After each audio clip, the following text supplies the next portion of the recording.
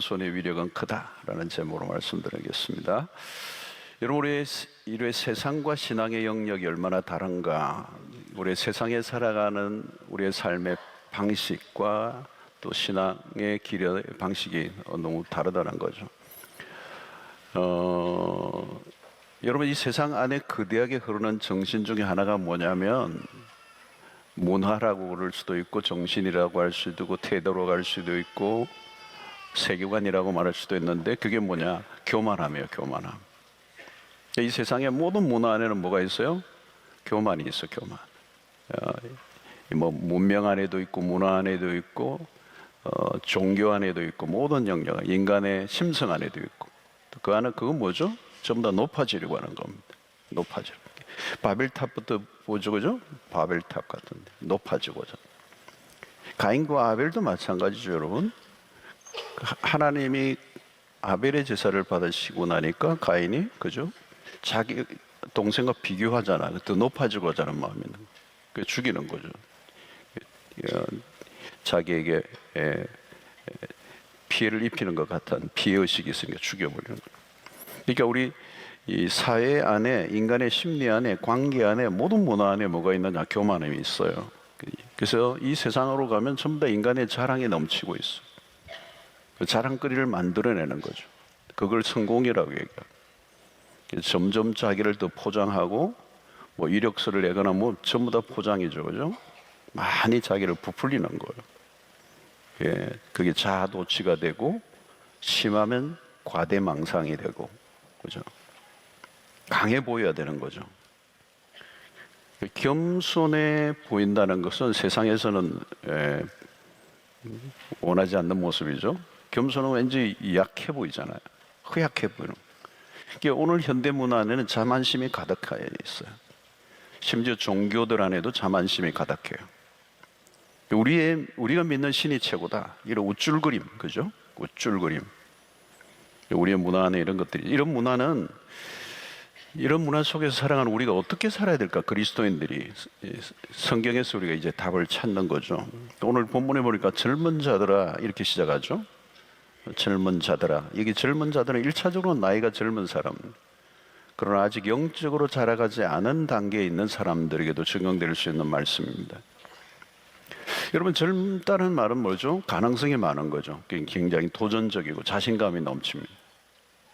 그런데 여러분, 아는 것은 많지만 사실 지혜로움과 연결되어 있지는 않아요. 그죠?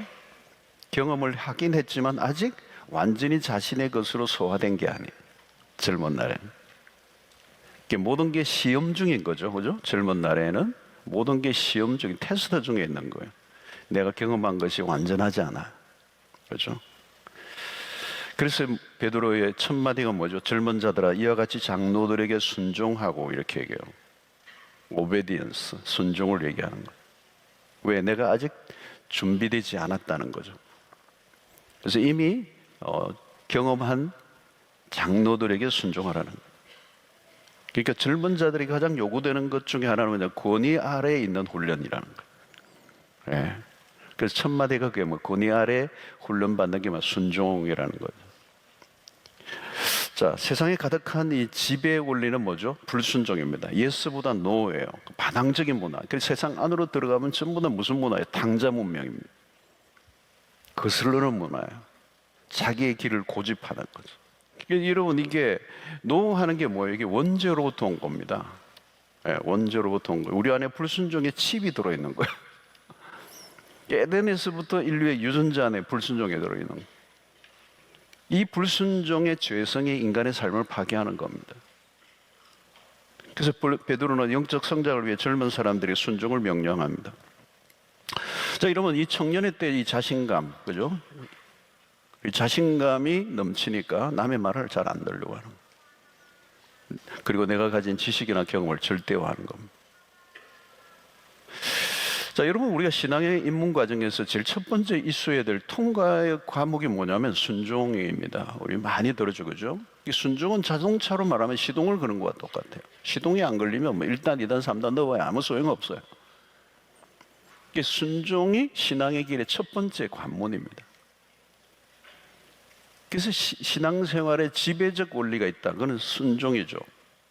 그죠? 순종. 이 순종은 불순종의 아들들 가운데, 에베소서 2장에 뭐라고 그러죠? 우리의 과거의 모습이 불순종의 아들들 가운데서 역사하는 영, 그게 마귀가 불순종하게 만드는 거예요. 그리고 불순종의 영을 집어넣어요. 그러니까 인류가 끊임없이 불순종하게 하는 거예요.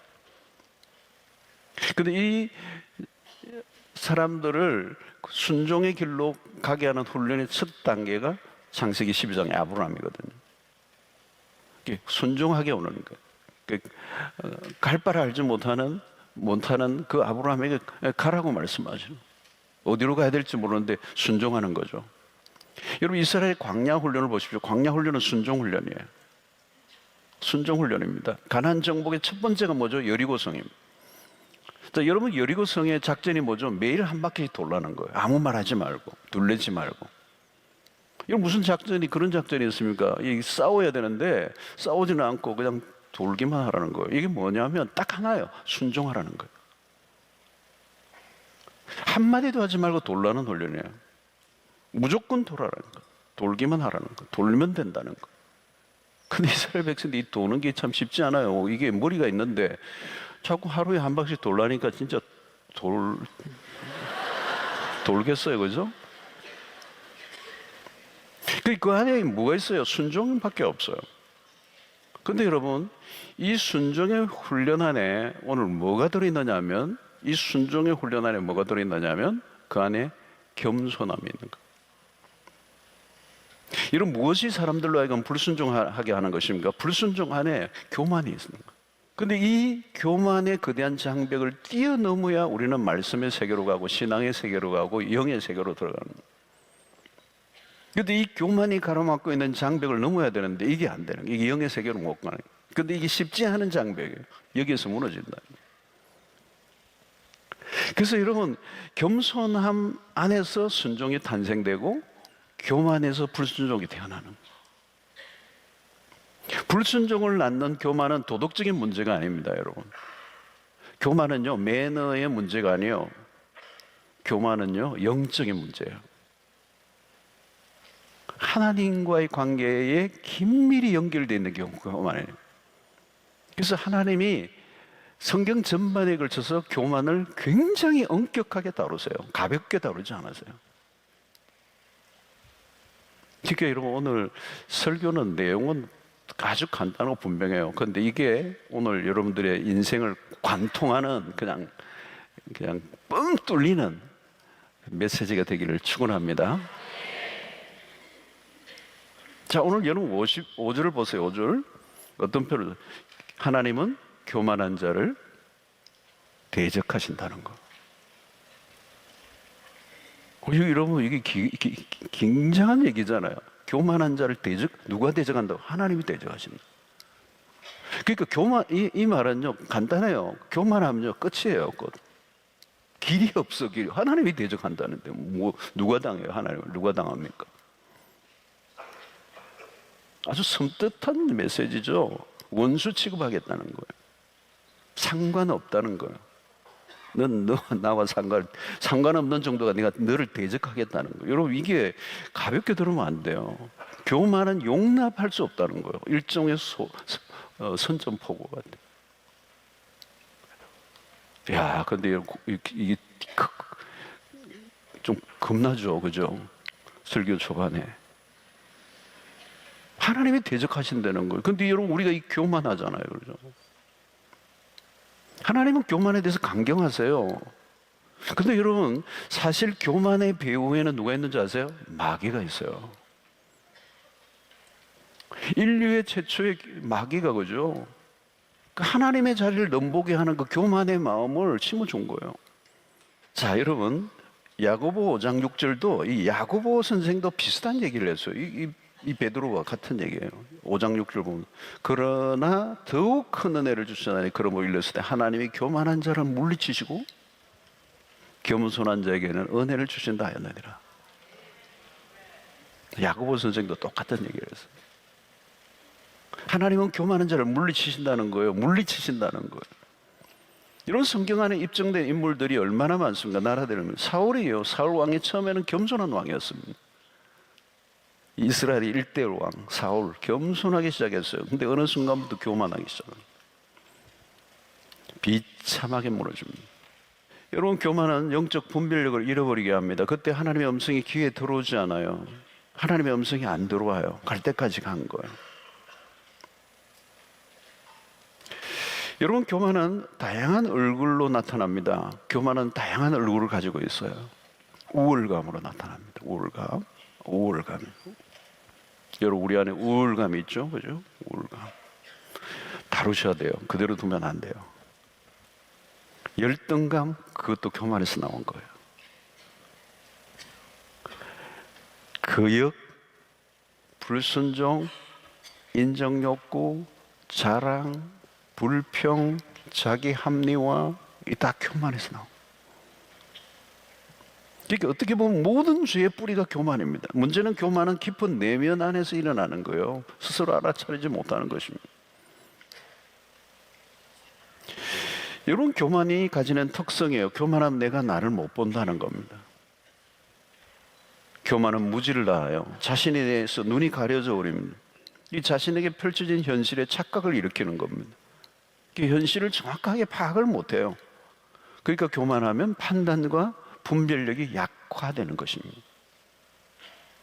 여러분, 오늘날 세상은 나르시시즘, 그죠? 자기애, 이 병적 자기애에 빠져 살아가는 사람들.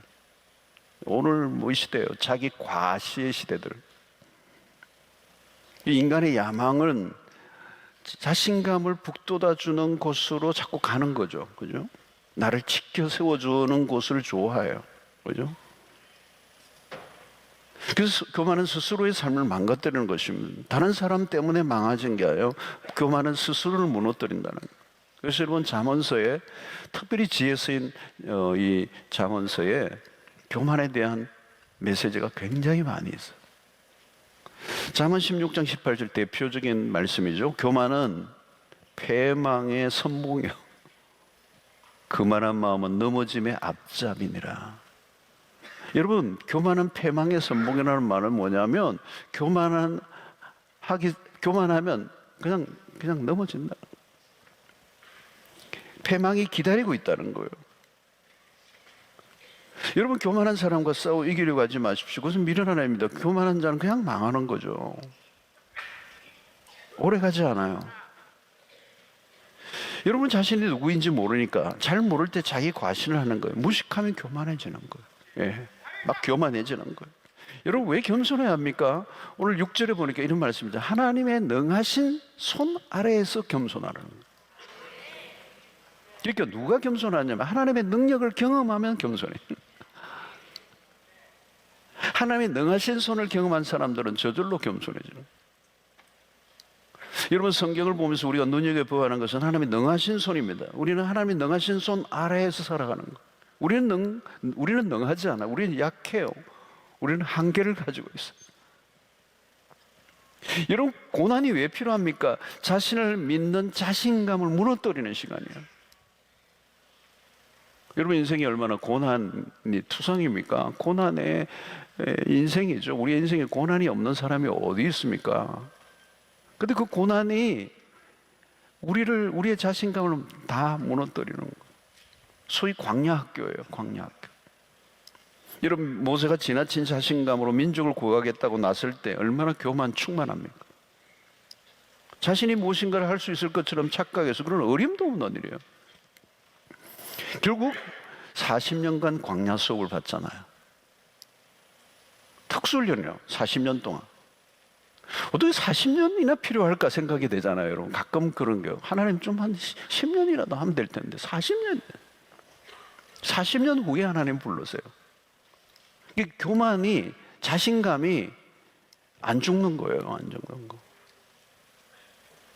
여러분, 모세의 자신의 힘이 완전히 빠졌을 때, 교만의 물때가 완전히 빠질 때, 이제는 더 이상 나를 믿을 게 하나도 없어. 내가 나를 의지할 수가 없어. 어떻게 해요? 하나님의 능하신 손 아래 지팡이를 들고 하나님의 능하신 손을 의지하고 나가는. 여러분, 세월이 오를수록 무엇을 배웁니까? 내가 할 수 있는 것에 한계가 있다는 거예요. 한계가 한계가 있어요. 처음에는 뭣도 모르고 막 되는 것. 할 수 있을 것 같아. 여러분, 빌립보서 4장 13절에 내게 능력 주시는 자 안에서 내가 모든 걸 할 수 있느니라. 그 어떤 분들 그 구절을 이상하게 오해를 해요. 그 구절이 진짜 순교를 당한 구절이에요. 그것은 할 수 있다는 걸 가르치는 게 아니에요, 여러분. I can do 뭐. 여러분, 내게 능력 주시는 자 안에서 요거를 빼버려. 내게 능력 주시는 자 안에서 이걸 갈로 처리를 해. 그리고 뒤에만 하는 거. 내가 모든 것을 할 수 있습니다. 뭘 할 수 있어요, 여러분? 할 수 없어요. 오직 내게 능력 주시는 자의 능력 안에서 할 수 있는. 여러분, 세상은 내 마음대로 돌아가는 게 아니에요. 하나님의 마음대로 돌아가요. 여러분, 이걸 언제쯤 느끼느냐면 진짜 나이가 한 40쯤 넘으면서 어느 정도 눈치를 채요. 내 마음대로 세상이 안 된다 하는 걸 인식하기 시작하는 거예요. 진짜 안 되는 거예요. 조금씩 겸손을 배우는 거죠. 50이 넘으면 많이 안 되네. 내 마음대로 안 되는 정도가 아니라 전혀 안 돼. 근데 50이 넘었는데도 나의 사전에 불가능이 없다. 약간 병원에 가보셔야 돼요. 정신감정을 해봐야 돼요. 뭘 착각하고 있는 거예요. 내가 뭘 할 수 있다고 생각해요. 그러니까 큰 소리 치던 게 자꾸 줄어요. 이게 믿음의 세계로 가는 거예요. 자기 자신을 알아가는 거잖아요. 자기 자신을 알아가는 거예요. 교회에서 여러분 가장 많이 은혜 받는 사람 누구일까요? 가장 낮은 마음이에요. 은혜의 속성입니다. 어쩔 수 없어요. 교만하면 받을 수가 없어요. 교만하는데 어떻게 은혜를 받아요? 있던 은혜도 다 날아가는데. 여러분, 겸손함이 은혜를 받을 수밖에 없는 것은 겸손한 사람은 말씀을 받는 태도에서 벌써 다르죠. 말씀에 대한 흡수력이 남다른 스폰지가, 말씀에 대한 거부감이 없어요. 그러니까 그들의 특징은 말씀을 받는데 활짝 열려 있는 거죠. 말씀에 대한 흡입력이 있어요. 말씀을 빨아당기는 거예요. 빨아당기. 여러분, 그런 곳에 은혜가 안 임할 리가 없죠. 자, 디모데전서 5장 17절에 보면 이런 말씀이에요. 잘 다스리는 장로들은 배나 존경할 자로 알되 말씀과 가르침에 수고하는 이들에게는 더욱 그리 할 것이니라. 이 다스리는 장로가 있고 또 말씀을 맡은 다스림과 말씀을 함께 맡고 있는 장로가 있어요. 지금 이 말씀 사역자들을 얘기하는 거예요. 여러분, 이것은 권위주의를 말하는 말씀이 아니에요. 권위에 대한 말씀, 그 말씀을 전하는 자의 권위, 그 축복의 통로라는 거죠. 그죠? 그래서 말씀과 이 가르침에 수고하는 자들에 대한 존경의 마음을 가지라는 이유는 말씀이 기준하기 때문이에요. 여러분, 말씀 전하는 자에 대한 존경의 태도가 없는데 은혜를 받을 수 있을까요? 불가능해요. 설교자에 대한 경외심이 없이 말씀에 대한 경외심을 가질 수 없다는 거, 연결되어 있다. 그러니까 배나 존경할 자로 알아라, 알라는 거죠. 자, 여러분, 이것은 전부 다 뭐죠? 겸손을 의미하는 것입니다. 겸손을 잃는 순간에 은혜는 떨어지고 영성은 바닥을 친다는, 겸손할 때까지만 은혜가 내 안에서 머물러 있을 수 있다는. 예. 여러분, 그 겸손이란 뭘까요? 결국은 하나님을 의지하는 마음이에요. 하나님의 능력을 의지하는 것입니다. 그때 어떤 일이 난다고요? 오늘 구절에 때가 되면 높이시리라 그랬어요. 자, 여러분, 내가 나를 높이려고 하면 안 됩니다. 내가 높아지고 싶다고 높아지는 게 아니에요. 그건 우리의 영역이 아닙니다. 높아지고 낮아지고 이게 우리의 영역이 아니에요. 이 정도만 하면 나를 높여주겠지 그런 생각하면 안 돼요. 여러분, 지금 나는 높아지고 싶습니까? 아니면 낮아지고 싶습니까? 여러분, 인간의 내면 안에 숨어있는 자아는 높아지고 하자는 마음으로 가득 차 있어요. 어제 오늘의 이야기가 아닙니다. 인류 역사가 시작되면서부터 시작된 범죄 리스트 차트 1위에, 그렇죠? 높아지는, 인간사의 어느 공동체나 전쟁을 치르는 이유는 어디예요? 이 마귀의 전술이에요. 인간의 마음을 교만하게 선동하고 조작하고 유혹하는 것입니다. 여러분, 낮아지고 높아지는 것은 인간의 영역에서 이루어지는 게 아닙니다. 하나님의 소관이에요. 하나님은 겸손한 자를 높이신다. 이게 공식 중에 공식이. 하나님은 겸손한 자를 사용하십니다. 왜 나를 쓰시지 않는가 의문이 드십니까? 나는 잘 준비되어 있는데 왜 안 쓰시지? 질문해 보세요. 나는 겸손한가를 물으셔야 돼요. 여러분, 우리가 스스로 겸손해지기 어려워요. 그래서 하나님은 겸손의 훈련을 시키셔요. 그 훈련이 뭐죠? 광야의 훈련입니다. 철저히 낮추시고 내가 나를 잊어버리는, 주장하고 싶은 것도 없어지고 강한 척 했던 게 다 없어져 버리는. 여러분, 우리는 겸손을 결코 좋아하지 않습니다. 겸손은 하찮은 것으로 여겨요. 겸손하면 비굴하다는 것으로 취급당할 때가 많아. 겸손한 사람을 천하고 약하다고 생각합니다. 내가 겸손해지는 순간 사람들로부터 나는 무시를 당할 거야. 그래서 우리는 겸손을 갈망하지 않아요. 겸손을 추락으로, 실패로 여기는 것입니다. 그래서 우리도 모르게 겸손이 좋다는 얘기는 하지만 우리의 내면 깊숙한 곳에서는 겸손을 무시하는 거죠. 겸손을 거부하는 것입니다. 겸손은 우리의 관심 분야가 아니에요. 여러분, 신앙생활하는 우리조차도 말로는 겸손을 얘기하지만 실제로는 겸손이 그렇게 우리가 불편한 거예요. 우리가 환장하지 않아. 우리의 관심 분야가 아니야. 겸손을 좀 사이드로 자꾸 밀어넣고 싶은 거예요. 그런데 여러분, 그리스도인이라면 겸손은 최고의 덕목입니다. 우리의 삶에 적극적으로 겸손을 가지고 와야 돼요. 뒤로 밀리면 안 돼요. 부수적인 주제로 다루면 안 돼요. 매우 적극적으로 겸손하려고 해야 돼요. 겸손을 놓치면 안 돼요. 중심 덕목이에요. 겸손은 한없이 중요한 덕목이에요.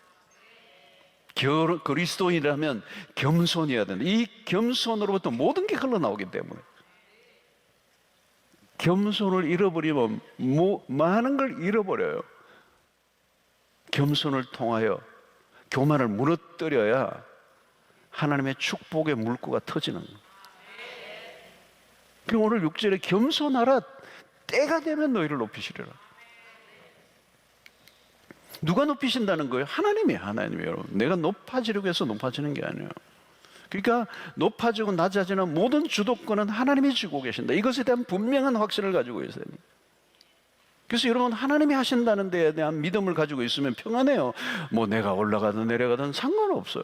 다른 사람과 비교할 필요도 없어. 압박감에 시달릴 필요도 없어. 불안해할 필요도 없어. 예. 뭐 누가 올라가든 뭐 너가 왜 올라가냐 그렇게 신경 쓸 것도 없어요. 하나님이 다루세요. 하나님이 올려주시고 내려주시고 하나님의 마음대로.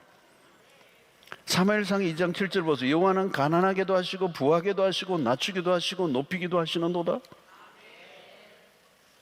하나님의 소관이에요. 하나님의. 여기 중요한 것은 뭘까요? 겸손하라. 때가 되면 내가 너희를 높이시라. 여기 때가 되면이래요. in time이에요. 때가 되면이에요. 때가 되면 너희를 높이시라. 이 말씀을 여러분 믿으셔야 돼요. 우리는 그냥 겸손하면 되는 겁니다. 중요한 것은 때예요, 때. 높여주시는데 하나님이 정한 때가 있다는 거예요. 언제요? 그 때가 여러분, 이게 문제예요. 때가 되면인데 이 때는 고난을 통과한 이후예요. 앞부분에 보면 고난에 대한 얘기가 나와요. 그 고난을 통과하는 과정을 통하여 무슨 일이 일어나느냐? 낮아지는 역사가 일어나는 거예요. 우리는 그냥 낮아지지 않아요. 고난을 통하여, 시련을 통하여 우리를 다루시고 낮아지게 하시는 거죠. 그래서 여러분, 고난은 영광은 고난을 통과해야 나와요. 성경의 모든 원리예요, 그죠? 그냥 갑자기 영광으로 가는 게 없어요.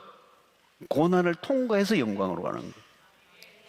광야를 통과해서 우리를 낮아지게 하시는 거거든요. 그러니까 이스라엘 백성들의 광야의 모든 과정에 하나님의 최고의 레슨은 너희를 낮아지게 하시는 거예요. 전능하신 하나님만 의지하게 하고 철저히 낮아지게 하시는 거예요. 그 훈련. 낮아지고 고난을 통해서 낮아지면 그 다음에 하나님께서 때가 되면 높이시리라. 근데 여러분, 이 때를 못 기다리는 거예요. 때를 못 기다리는 거예요. 때를 기다리라는 거죠. 자, 여러분, 다윗을 보십시오. 왕으로 기름 부음을 받았지만 하나님의 때가 남아 있었어요. 그 광야로 막 도망다니죠.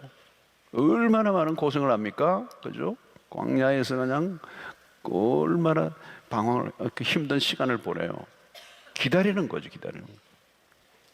자기가 숨어 있는 동굴 안에 사울이 들어와서 용변을 보는 옷을 무장해제하고 있는데 죽일 수 있잖아요. 얼마든지 왕이 될 수 있어요, 죽이면. 근데 하나님의 때를 그는 기다리고 그게 손을 대지 않아요. 그것으로 인하여 고난은 더 진행이 되는 겁니다. 근데 그 고난의 시간을 통해 그를 낮추시는 거죠. 낮추시는 거. 여러분, 우리가 춥고 배웠고 숨이 막힐 것 같은 그 기다림, 그 과정을 통해 우리를 낮추시고 하나님의 때를 기다리게 하시는. 지금 여러분들 가운데 고난이 있으신 분, 그 고난을 통하여 반드시 하나님이 나를 다루시고 나를 낮아지게 하시고 나를 겸손하게 하시고 하나님만 의지하도록 하시고 그 레슨의 과정이 통과 끝이 나면 하나님이 그 모든 것을 거두어 가실 줄로 믿습니다. 그러니까 고난이라고 하는 대가를 지불하고서라도 내가 교만을 배울 수만 있다면 그건 축복이라는 거예요. 근데 인간은 그냥 교만이 다루어지지 않는다. 그냥 교만이 안 없어져요. 그냥 겸손해지지가 않아요. 그렇게 쉽게 겸손해진다면 고난은 필요 없어요. 그래서 여러분, 가장 위험한 게 뭐죠? 너무 이른 나이에 성공하는 거예요. 절대 부러워하지 마세요. 이른 나이에 성공하는 거. 사람들은 빠른 성공을 원하잖아요. 남보다 더 빨리 성공하는 걸 원해요. 그렇죠? 아닌가요? 남들보다 내가 좀 더 앞서면 기분 좋잖아요. 저 친구들 훨씬 빠르게 성공했어. 빠르게 올라갔어. 뒤지지 않으려고 하는 거. 누구나 더 빨리 정상에 올라가려고 그래요. 그래서 막 최연소 뭐 이러면 막 그냥 신문에 막 나잖아요. 근데 여러분, 그게 얼마나 위험한 일인지 몰라요. 위험해요, 위험해. 빠른 성공이 독이 된다는 걸 몰라요. 기고만장, 그 교만함, 그 우쭐됨, 그 자만심, 그 하나님 없어도 될 것 같은 그 충만함. 여러분, 이스라엘 초대왕 사울이 그랬어요, 여러분. 너무 빠른 성공을 한 거예요. 결국 사고를 치고 말죠.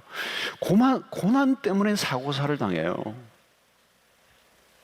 너무 이런 성공을 자랑하지 마세요. 때가 되면이라는 이 단어를 놓치지 마세요. 때가 되면. 이 때가 하나님의 때가 되는 거죠. 하나님의 때에 관심을 가져는, 그때 하나님이 역사하시는. 그럼 우리가 해야 할 일은 뭘까요? 주님의 역설의 길을 기울여. 정반대라는 거예요. 이 성경이 가르치는 이 패러독스. 올라가는 길은 내려가는 길이라고 생각하세요. 지금 막 올라가고 있어. 그럼 내려가고 있다고 생각하세요. 위험한 길로. 여러분, 우리가 충성도 하고 헌신도 하지만 마음을 늘 점검해야 돼요. 내 안에 어떤 죄성이 들끓고 있는지를 보아야 돼요. 하나님이 우리를 높이셔야 돼요. 빌립보서 2장을 보십시오. 2장 6절로 10절. 이건 진짜 우리의 복음의 중심을 얘기하는 거잖아요. 여러분 잘 아는 우리 빌립보서 2장 6절로 11절이에요. 우리 6절부터 11절까지 같이 한번 읽어봅시다. 시작. 그는 근본 하나님의 본체시나 하나님과 동등됨을 취할 것으로 여기지 아니하시고 오히려 자기를 비워 종의 형체를 가지사 사람들과 같이 되셨고 사람의 모양으로 나타나서 자기를 낮추시고 죽기까지 복종하셨으니 곧 십자가에 죽으시니 이름으로 하나님이 그를 지극히 높여 모든 이름 위에 뛰어난 이름을 주사 하늘에 있는 자들과 땅에 있는 자들과 땅 아래에 있는 자들로 모든 무릎을 예수 이름에 꿇게 하시고 모든 입으로 예수 그리스도를 주라 하시나요 하나님 아버지께 영광을 돌리게 하셨느니라. 아멘. 그러니까 그리스도가 이 세상에 오신 모습이에요. 하나님의 본체시고 하나님과 동등되신 분인데 동등됨을 취할 것을 여기지 않아요. 오히려 자기를 비워 종의 형체를 가지시고 사람들과 같이 있고 사람의 모양으로 나타나셨어요. 여러분, 하나님이 그냥 사람으로 오시는 것도 그런데 그냥 사람으로 오신 게 아기로 오신 거. 그냥 아기로 오신 게 아니라 그 동정녀의 몸을 빌었어. 그 작은 난자 세포로 그죠? 오신 거예요. 가장 착상됐을 때는 그 베이비가 착상될 때는 얼마나 작아요. 이 온 우주 만물을 창조하신 그 하나님이 그렇게 낮아지신 거. 그 조그마한 세포 눈에 띄지도 않아요. 또 태어났을 때는 또 어디에요, 여러분? 마국간. 어디 태어나실 데가 없어서 그래. 그분을 받아들일 곳이 없어요. 마국간에서 태어나. 그죠? 아무도 그를 반겨주지 않는 연약하기 그지없는 낮아질 대로 낮아집니다. 그래서 나중에는 어떻게 해요?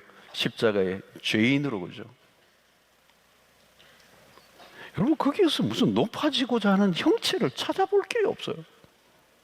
우리가 믿는 그리스도가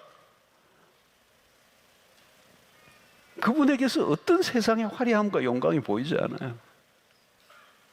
그죠? 낮아질 대로 더 이상 내려갈 곳이요. 나중에 뭐요? 십자가에 죽으시고 무덤까지 내려가셔.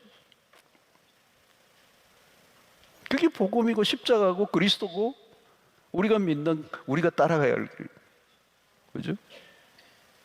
이게 겸손이라고 하는 표현을 오늘 이 빌립보서 2장 6절로 11절에서 얘기하고 있는 이 겸손이라는 이 표현은 자기를 낮추시고 죽기까지 복종하시는 십자가. 그죠?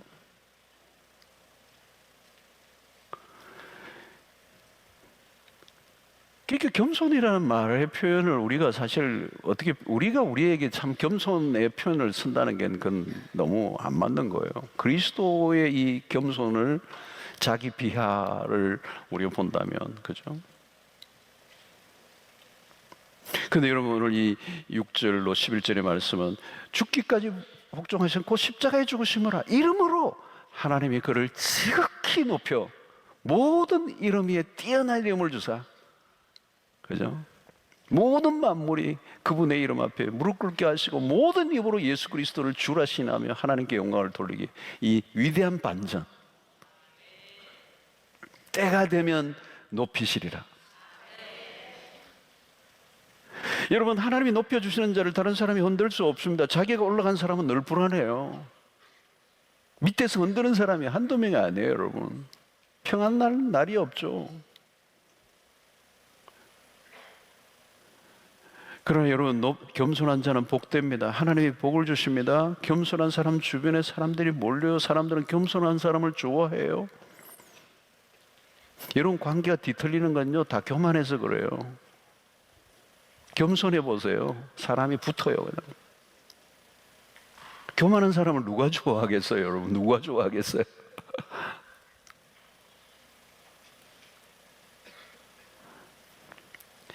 여러분 겸손한 사람들은 자신에게 주어진 모든 것에 대해서 하나님께 영광을 돌립니다. 겸손한 사람들은 높아짐의 근거를 자신에게 두지 않습니다. 겸손이란 어떤 일을 이루었을 때 하나님께 영광을 돌리는 것입니다. 성공의 열매를 자신의 것으로 취하지 않는 게 겸손입니다. 내가 좀 했습니다. 내가 좀 할 줄 압니다. 그런 자랑이 없습니다. 철저히 하나님. 그래서 여러분 바울을 보십시오. 나의 나 된 것은 하나님의 은혜로 된 것입니다. 어떤 것도 그 영광을 자기가 취하려고 하지 않아요. 철저히 하나님, 그리스도 안에서 하나님이 주신 은혜입니다. 모든 영광을 그분에게 올려드립니다. 여러분 그런 삶을 살고자 하는 그런 태도를 놓치지만 않는다면 여러분 그 삶이 얼마나 복된지 몰라요. 그런데 우리는 하나님이 주신 은혜에 도취되고 어느 순간부터 그것이 나로 인하여 주어진 것이라고 믿고 자기의 자랑과 자기의 존재를 드러내려고 할 때 여러분 우리가 얼마나 자랑하는 게 있는가요, 여러분? 오늘 이 밤에 여러분 우리가 자랑하고 있는 모든 자랑을 하나님 잊어버리게 해주십시오. 여러분, 사람들마다 자랑하는 게 있어요. 무엇이든 자랑거리가 있어요. 이 자랑할 때 저지르는 실수가 있어요. 주어가 내요, 나. 그 자랑하는 순간에 나라는 존재가 두드러지면서 누가 안 보여요? 하나님 안 보여요. 하나님이 안 계시는 거예요. 모든 것은 하나님이 하셨습니다. 근데 칼로를 쳐요. 나도.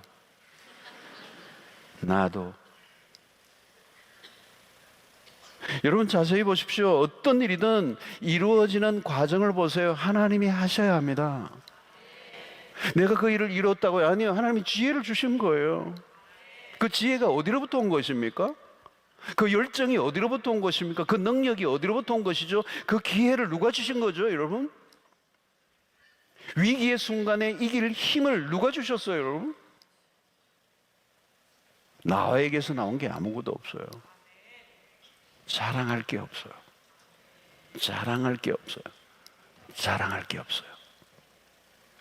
여러분, 이 밤에 여러분들의 입술에서 그런 고백이, 바울과 같은 고백이 있게 되기를 바랍니다. 나의 나 된 것은 하나님의 은혜입니다. 여러분, 이것은 입에 발린 소리가 아니고 인사치레가 아니고 정말 진심된 고백을 하셔야 돼요.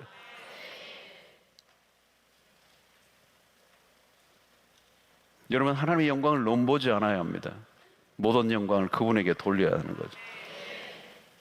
여러분, 여기 이 부분에서만 실패하지 않으면 여러분, 복된 인생을 사는 거예요. 인간은 힘이 없어서 망하지 않습니다.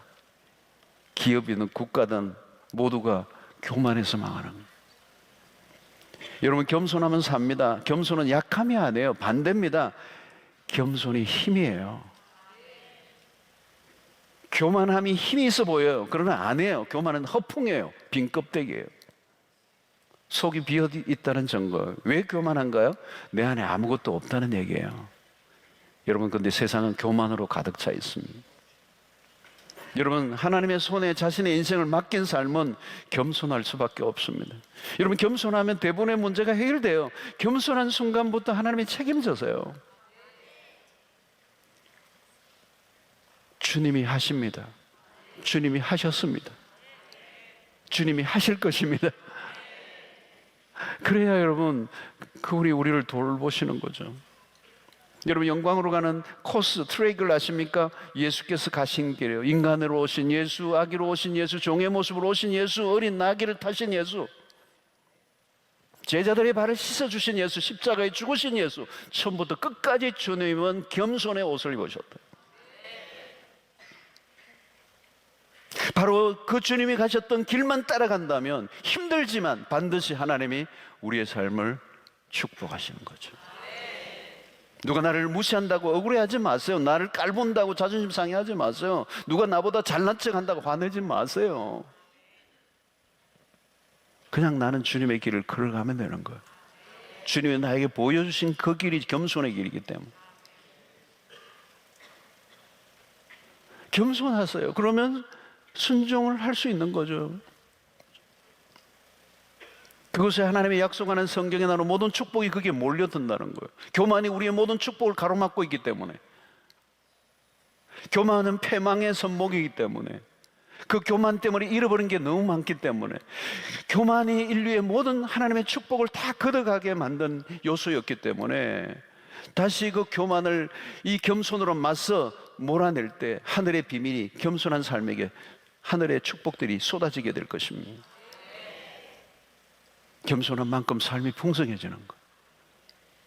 누가 여러분 진정으로 겸손할 수 있습니까? 그리스도의 십자가의 도를 붙잡는 사람, 주님이 그 걸어가신 그 길을 놓치지 않고 그 길을 따라가고자 하는 사람들.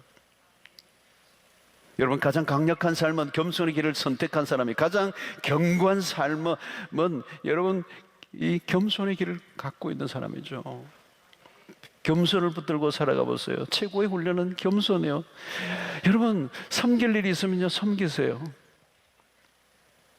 우리가 할 곳은, 우리가 있어야 될 곳은 낮은 곳, 섬기는 곳이에요. 섬김을 살다 보면 내면에 섬김이 점점 자라요. 여러분, 섬김을 계속 하다 보면요, 그 섬김이 외적 행동만 되는 게 아니라 행동을, 섬기는 일을 계속 하다 보면 그 섬김의 내 내면에 섬김이 자라는 거예요. 섬김의 그 태도가 자라가야 돼요. 섬김의 나무가 자라듯이. 그럼 거기에 놀라운 열매들이 맺히게 된다는 거. 모든 축복의 열매가 거기에 맺히는 거. 여러분, 계속 겸손하라면 그리스도에게 초점을 맞춰야 됩니다. 나도 모르게 교만이 찾아오기 때문에 그때마다 그리스도를 바라보는 거. 성도 여러분, 겸손해야 은혜를 받습니다. 하나님의 은혜를 받은 증거가 뭐죠? 겸손함으로 드러나는 것. 그리고 겸손할수록 하나님이 서세요. 겸손한 만큼 하나님의 손에 붙들려질 수 있어요. 겸손할수록 하나님의 은혜를 누리며 살 수 있어요. 겸손함 자체가 하나님의 은혜예요. 겸손하면 하나님의 은혜를 매일 경험할 수 있어요. 여러분, 올라가려고 하는 이 세상에서 전혀 다른 삶을 살아갈 수 있게 되기를 축원합니다. 하나님 우리를 어떻게 하시는 걸 보십시오. 때가 되면 너를 높이시라. 이런 높아진다, 여기서 높아진다는 말은 여러분 이 세상적인 관점에서 높아짐을 말하지 않아요. 가장 영광스러운, 가장 복된, 가장 아름다운 위치에 우리를 세워주실 거라는 거예요. 승리의 비결이죠. 가장 최상의 삶을 사는 비결이에요. 그리스도가 걸어가신 그 길, 가장 안전한 길, 그 길로 우리를 걸어가기를 원하시고, 그리고 그 겸손을 우리가 유지하고 그 겸손이 자라가고 그 겸손의 삶의 태도를 놓치지 않고 살아가면 그 인생을 하나님이 붙들고 계신다는 거예요. 아무도 흔들 수 없다는 거예요. 그러니까 여러분, 가장 안전한 삶은 겸손해. 이 겸손의 도를 지켜나가는 거예요. 여러분, 우리는 너무도 교만한 사람이에요. 이 교만이 빠지지 않아요. 그래서 때로는 하나님이 광야를 허락하시고 고난을 허락하시고, 그럼에도 불구하고 우리의 삶의 교만이 빠지기만 한다면 축복이 되기에 하나님은 그 과정을 우리를 몰아넣으실 때가 있어요. 때가 되면 내가 너희를 높이시리라. 사랑하는 성도 여러분, 겸손이 주는 축복이 너무도 커요. 오늘 이 밤에 여러분들 기도하실 게 있습니다. 하나님, 내가 그동안 교만했습니다. 머리끝부터 발끝까지 교만했습니다. 나에게 교만이 너무 많습니다. 인간적 자랑이 너무 많습니다. 하나님 주신 은혜를, 하나님께 영광을 돌리지 못하고 내가 취했던 게 너무 많습니다. 하나님의 은혜로 살았는데 내 능력으로 산 것처럼 허세를 떨었던 걸 용서해 주십시오. 내 안에 허영이 있습니다. 나에게 욕망이 있습니다. 날마다 크고자 합니다. 날마다 비교합니다. 날마다 다른 사람들과 비교하며 경쟁하고 살아왔습니다. 높은 곳으로, 더 높은 곳으로. 주님은 끊임없이 낮아지신 곳으로 하셨습니다. 그 낮아짐의 은혜, 그 겸손의 은혜. 여러분, 그리스도를 우리가 뭐라고 그러죠? 나는 온유하고 겸손하니 내게 와서 배우라. 예수님은 이 온유와 겸손을 얘기하세요. 예수님의 메인 캐릭터는 온유와 겸손이에요.